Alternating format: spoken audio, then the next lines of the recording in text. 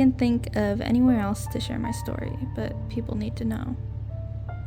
Unfortunately, my story doesn't begin any different than others. It was usual, uneventful kind of day, until it wasn't. The sun was low when we started the day. The three of us, myself, my husband Dom, and his best friend Tyler, had decided to call in sick to work in favor of a sneaky midweek fishing trip. Spring had finally come, and I'd woken today to look out at the ocean. It was flat as glass, shimmering like diamonds without a white peak in sight. The sky was empty of any clouds, and there was not enough wind to even shift my fringe from my sleepy eyes. I flopped back down in bed next to my husband Dom. I suppose he could tell from my expression that there was mischief on my mind. He didn't take much convincing. He'd already been nursing a sore back from working overtime on the weekend. And, as I assured him, he'd earn a bit of R&R. We couldn't forget his best friend, Tyler. He was never going to be left alone whilst we spent a day lounging on a boat, beers in hand and lines in the water. It only took us about 30 minutes to pack our cars and, most importantly, the est. Before we were driving towards the harbor, music on blast and phones turned off. Soon we were cruising out towards our favorite spot, Gap Tooth Rock. It was a collection of two pillars of stone jutting out the water connected to a long break of reef. It looked like a pair of crooked buck teeth, hence the name, and had once been a home of colony of fur seals. However, when we were setting up the boat, I overheard one of the tour charters laminating that there had been no sightings of the seals for some time. Most just assumed that they moved on. Others at the Marina Velani denied that and stated that something in the water was preying on them. Tyler, Dom, and I agreed. Most likely they were being taken by sharks. It was the general consensus, and a few anglers boasted excitedly that they would be the ones to return with a white pointer belly full of fur seals. But as there had been no sightings of any sharks for over a month, I was disappointed when we reached the teeth that there was no seals to be seen. Handing me the first drink of the day as a consolation, my husband tried to cheer me up as he baited my line, smiling at me and squinting against the sun. "Maybe you'll catch a shark instead," he joked. Always the optimist, he claimed that less seals meant more fish for us. For a few hours, we just laid on the boat, talking about everything and nothing, whilst our speaker sang with my 90s playlist as a backing soundtrack for us. Nothing was out of the ordinary. Drinks were drunk, jokes were made, and Tyler shared a little too much about his activities with his new girlfriend. Things only got weird when I felt a sharp pull on my rod. I knew immediately something wasn't right. The way the line was pulled was just too sharp, so abrupt. One yank and then absolutely nothing. There wasn't even a ripple on the water left over. I frowned and stood up to move to the side of the boat, pushing my Polaroid lenses up to my nose so I could get a better look through the water. I thought at first I'd snagged the reef that grounded the teeth, but I'd made a point not to cast so close to the rocks. I lost a good dozen lures on prior trips, and I knew to avoid them. A second yank came, and I had to brace myself against the boat for a second.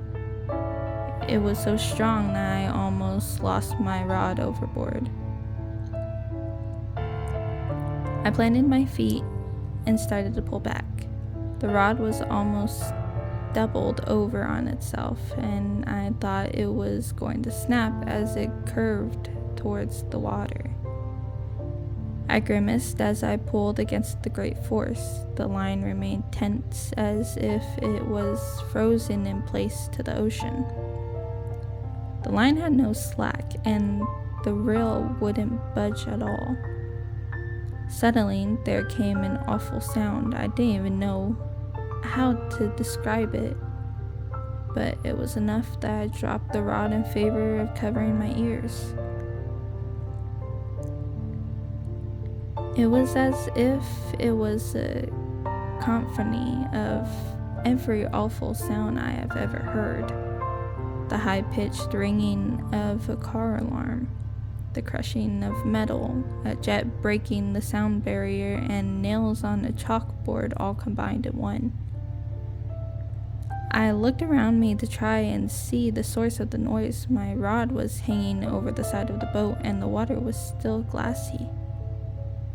Dom and Tyler were behaving strangely. It was like they weren't hearing what I was. Their eyes were fixed on the water, their backs rigid. The sight made all of the hair on my arms stand up, and gritting my teeth, I stood to go check on them. Neither responded to my calls. They just stared frozen at the water. Their lines, tense like mine, had been reaching down into the dark. The noise was filling my head so loud I couldn't think of anything aside from how wrong everything felt. How my body was screaming over the noise that I needed to leave. I tried to pull them away from the edge of the boat, which was now starting to slowly pull towards the left side. Following the same direction as their lines, I tried yelling their names, tears making my vision foggy as I exclaimed they were taking the joke too far, that I was scared and they needed to stop. I watched my rod slide over the edge and splash into the water, and when Tyler started to reach into the water, it was then when I was sure my eardrums would burst with the sound that it finally went silent. I flew into action, snatching the knife from our bait station before looking over to the water. Out of the darkness came a mottled gray arm. At the end, there was a clawed fist gripping onto Tyler's braided fishing line. I sliced the line in a panic and pushed both men away from the side of the boat. It took all of my strength to force them off their anchored feet, and the two fell back as both lines went slack. The boat righted itself violently, and I would have lost my footing if not for grabbing onto one of the handles on the left side of the boat. I thought I must have been seeing something. Maybe I hadn't drank enough water. Maybe I had listened a little too much at the marina when the fishermen talked about monsters around the teeth. Maybe I had been in the sun just a little too long. Clutching the knife, I peeked back over the boat, and this time I saw more of the creature. Its eyes were black and beady, with needle-pointed teeth and a sick smile. It glared up at me. Its head looked human-shaped, with wet hair slicked against the blue-gray scalp. No ears, but the shoulders and the torso of a woman. The underbelly was that of a normal nude woman, if not for the white and shimmering reflective scales which flashed rainbow in the light from the waist down.